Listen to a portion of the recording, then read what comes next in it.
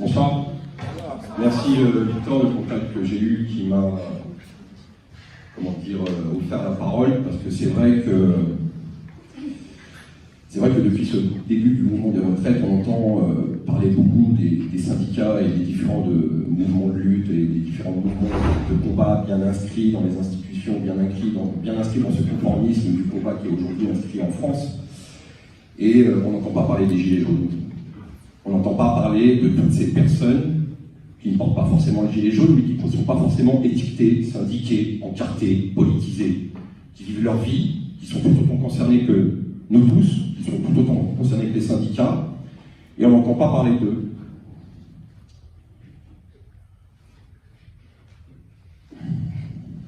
Je cherche une note. Pour être concret, voilà. Il y a un célèbre responsable syndical qui a dit un jour « Le combat social, c'est la voix des travailleurs, des précaires, des sans-voix. C'est la lutte pour leurs droits et la dignité. » Cette personne, c'est Philippe Martinez. Sauf que Philippe Martinez, il ne parle que de son business. Il ne parle que de son syndicat. Il ne parle que des retraites. Mais il y a les autres gens derrière. Il y a tous les autres qu'on n'entend pas.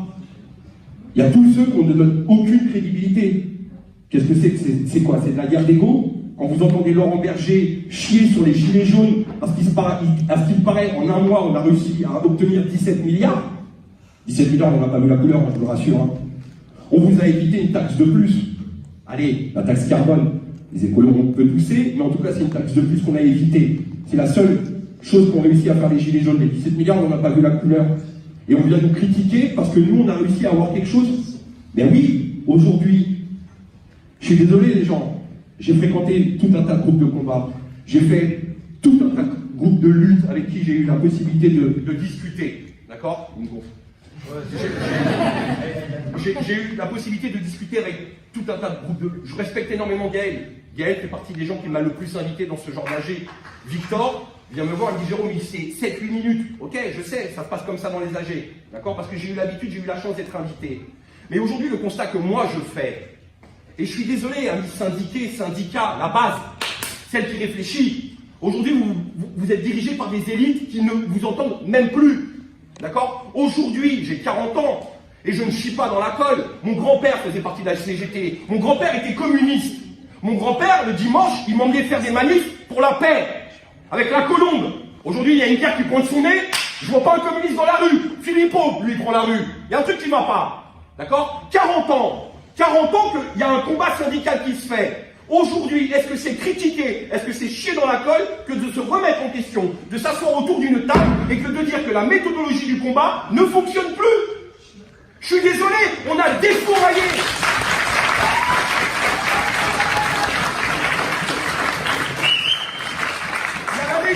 Il y a une légende qui dit que les Gilets jaunes ont défoncé les Champs-Élysées. On n'a rien obtenu. Et là, dans les manifs, on voit quoi? Des gens danser la lambada.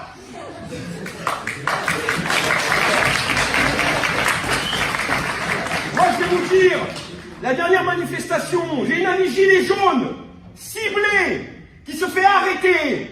Ciblée, on vient la chercher au milieu du cortège. D'accord? On l'embarque, elle finit en garde à vue. Une femme qui prend cher, 60 ans, qui est décriée comme la responsable des Black Blocs. Parce qu'apparemment, il y a un chef chez les Black Blocs, et c'est mon ami Moon. Elle se fait arrêter. Ça dure 1 heure. 1 heure qu'on essaie de lui sortir le cul de la merde. Et quand je retourne en manif, mais non. Mais non. Vous allez dans des AG. Vous allez dans des AG, vous entendez le mot révolution. La révolution, vous savez ce que c'est? C'est perdre un œil. La révolution, ça connote le sang. Il y a des étudiants ici, des gens bien instruits. J'ai pas eu la chance d'aller dans une université. On vient de me l'offrir l'occasion aujourd'hui. Mais révolution connote le sang. T'es pas d'accord avec moi? Chez ta mère, je bute tout le monde. Pour l'instant, je vois des gens danser. Moi, je vois pas de révolution. Je suis désolé. Alors, qu'est-ce qu'on fait? On s'assoit autour d'une table? Qu'est-ce qu'on fait? Nous, gilets jaunes, on a eu la prétention de croire que nous étions la solution à tout. Allez, on va faire quelque chose que personne n'est capable de faire aujourd'hui, c'est de se remettre en cause. On va se remettre en cause. On n'est pas la solution. On fait partie de la solution. Autant que les syndicats, les étudiants, les travailleurs précaires, les travailleurs riches, les mecs qui n'ont pas de boulot, les SDF, tout le monde est concerné. Nous sommes tous la solution. À quel moment nous allons être intégrés à cette équation qui apportera la solution et l'objectif de tous? Parce qu'à un moment donné, peut-être la seule chose qui me dérange aujourd'hui, c'est que parmi tous ces groupes de lutte, une chose est sûre, vous voulez tous la même chose.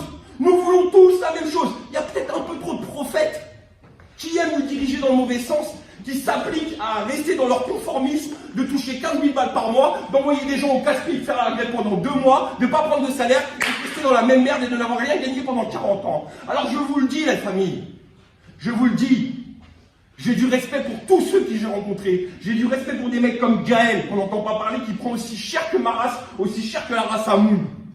Ces gens-là, aujourd'hui, on tombe dans une France qui n'est pas bonne et tout le monde est concerné. Et au-delà des étiquettes des uns et des autres, je suis désolé les gars, mais vous prenez d'un bout à l'autre de l'Assemblée, quand vous ouvrez le frigo, d'accord, quand vous allez travailler, vous êtes dans la même galère. Et donc on est tous concernés. Quand on vous dit que 92% des travailleurs sont contre cette réforme, 75% des Français sont contre cette réforme, c'est bien que tous les Français sont concernés. Alors faites fi des étiquettes, menons un combat. Et je tiens à vous rappeler juste une dernière chose, d'accord? On parle des retraites. Moi, ça me concerne dans 20 ans et je suis même pas sûr d'en avoir. Sauf qu'aujourd'hui, on va essayer de faire confiance à des gens qui prétendent nous régler les problèmes du futur, alors qu'ils ne sont même pas capables de nous régler les problèmes du présent, en sachant qu'ils sont responsables directement de par leur passé. On fait quoi? Parce qu'on gagne le combat des retraites? Ouais. On n'a même plus les moyens de se payer une bouteille de champagne. On fait quoi? On continue à crever la dalle à 1200 € pour aller mourir à 60 ans? Il y a peut-être un autre combat aussi à mener, et qu'une fois qu'on a gagné le combat des retraites, il faut peut-être s'appliquer au quotidien de tous les jours. Parce que tout le monde crève la paille aujourd'hui, et quand je vous dis que la vraie question, c'est de savoir ce que fait là, parce que moi j'entends le député qui s'est barré, ouais, il y a les niches fiscales, ouais, mais aujourd'hui, quand vous prenez de la TVA sur 1 €, qui est sur un petit lot de pâtes qui est aujourd'hui à 2 €, c'est pas la même TVA. L'argent, ça est en train de rentrer, et j'aimerais bien savoir, parce que moi j'avais une question à poser au député. Monsieur Coquerel fait partie de la commission des finances.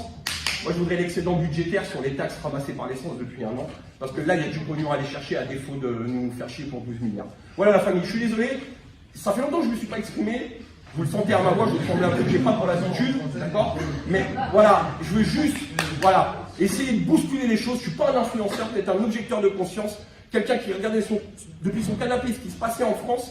J'ai peut-être pas la bonne analyse, mais en tout cas, la seule vraie analyse, c'est de s'asseoir autour d'une table, se remettre en question et peut-être trouver une autre méthodologie de combat que ballon, merguez et mojito. C'est tout ce que je demande. C'est tout.